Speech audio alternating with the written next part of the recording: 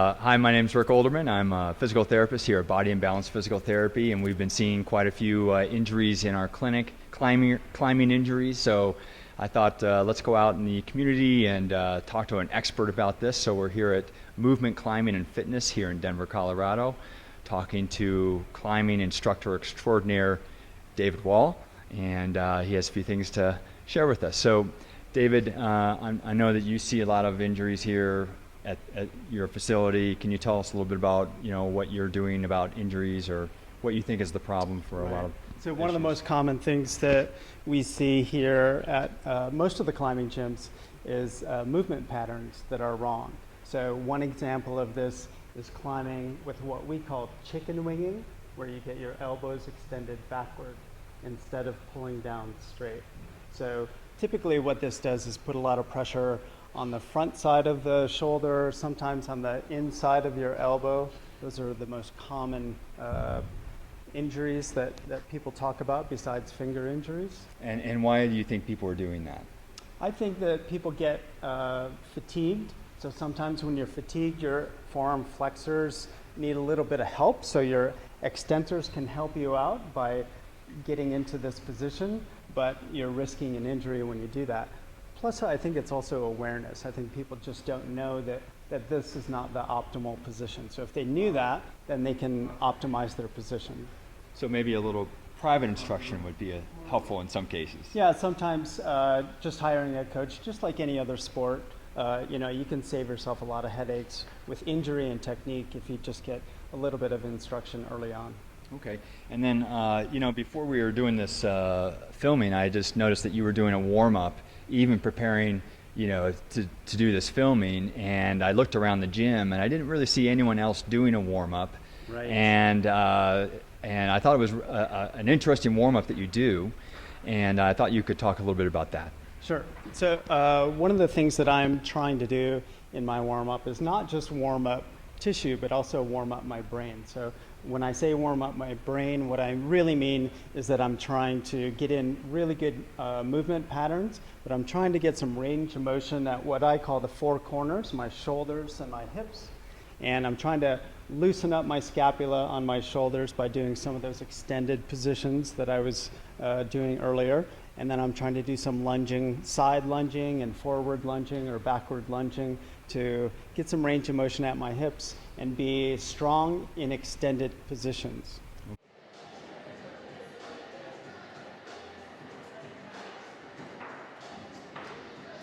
Take your time transitioning if you need to rest or whatever. We'll just cut it up.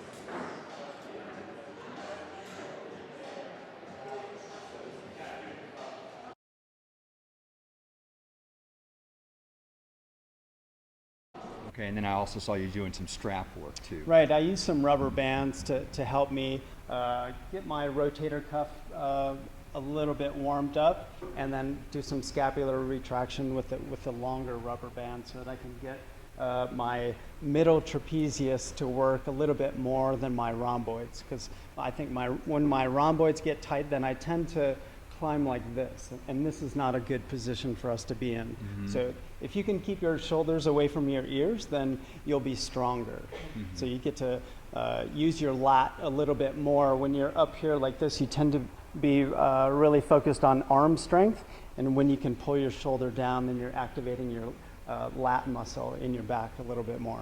Okay, great.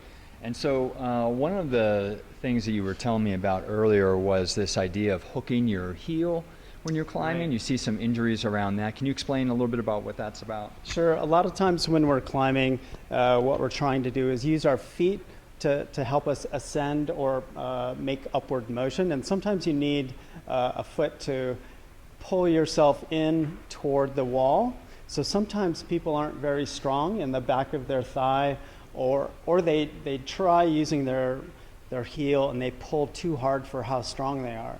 So I do some exercises to warm up and strengthen my hamstrings and what we call the posterior chain. Got it.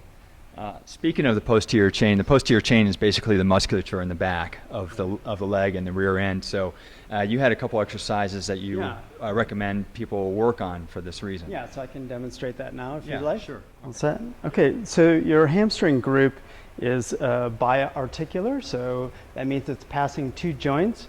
So not only do I want to do knee dominant exercises like the hamstring curl, but I also want to do a hip dominant exercise like a Romanian deadlift.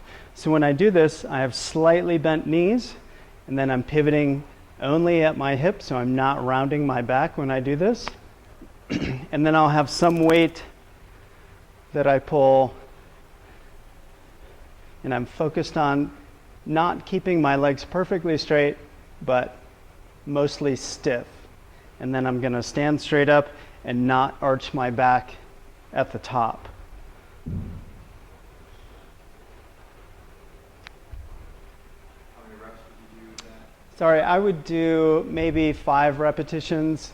It depends on how heavy it is, but you could do single leg, or you could do a barbell. In this case, I'm using a kettlebell for instructional purposes, but sometimes I do kettlebell swings, which I do Russian style instead of the American style. The American style is very knee dominant, and the Russian style is very hip dominant. So it adds a little bit more power to your posterior chain. Okay, so one of the things that I like to do is to keep my feet straight. So the outside of your hamstring, your biceps femoris, is a little stronger than the inside two hamstrings. So your feet want to pull in an external fashion. So I try to do my best to keep my feet nice and straight, and lift my hips up, and then initiate with my hips coming up instead of pulling with my hips low. When I pull with my hips low, then that's sort of a faulty movement pattern. So I'm trying to stay in a straight line from my knees to my shoulders and move straight up. So I'll do this with 2 feet for 10 repetitions, and then I'll do 5 repetitions with 1 foot. And you can also go from what we call a dorsiflexion position to a plantar flexion position. So when we heel hook, we tend to be in a dorsiflex position, but when we're on overhanging climbs, we tend to be toed down. So if you keep your toe down, it's quite a bit more difficult and activates your hamstring a little bit more. Okay, great. Thanks so much, Dave, for your help, and hopefully that helps you all out there. And, yeah, thank you very much. Hopefully everyone gets stronger and stays injury-free. Thanks for coming in. Yeah. We always appreciate more help from clinicians. Right. Definitely. Great. Well, it's a great facility, and I'm really happy to speak with you about this. Thank you. All right. My pleasure. All right.